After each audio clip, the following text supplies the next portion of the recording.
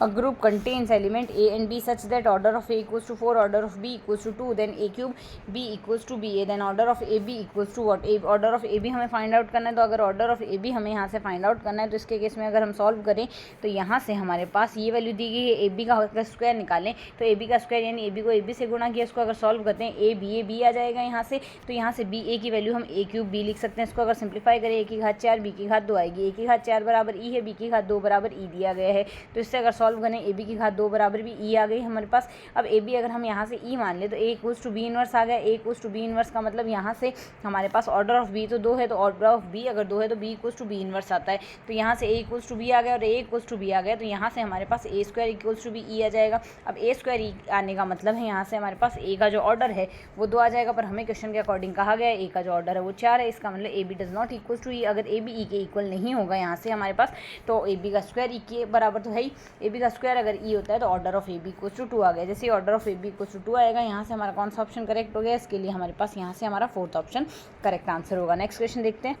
Next है question number 55 जो कि कहता है a line passes through the point 2 2 and it's perpendicular to the 3y-2 equals 3x-y equals to 2 then it's intercept on x। 2 से ऊपर जा रही है और इस रेखा के लंबवत है, परपेंडिकुलर है।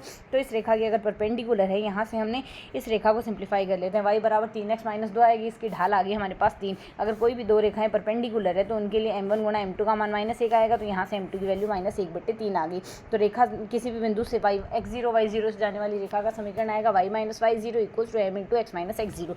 वैल्यू हम सब्सटीट्यूट कर देते हैं। जैसे ही हम इसमें वैल्यू सब्सटीट्यूट करेंगे यहाँ से रेखा आ गई। अब हमें x इंटरसेप्ट y इंटरसेप्ट निकालना है। y इंटरसेप्ट का मतलब होता है यहाँ से x का मान 0 आएगा। जैसे x का मान हम इसमें 0 रख देंगे यहाँ पर तो हमारे पास y-2 इक्वल्स टू 2/3 आ गया। तो y की वैल्यू आ गई 2 + 2/3 विच इज इक्वल्स टू 8/3। तो यहाँ से 8/3 यहाँ से इस क्वेश्चन के लिए करेक्ट आंसर हमारे पास बन जाएगा। फर्स्ट ऑप्शन करेक्ट हो गया।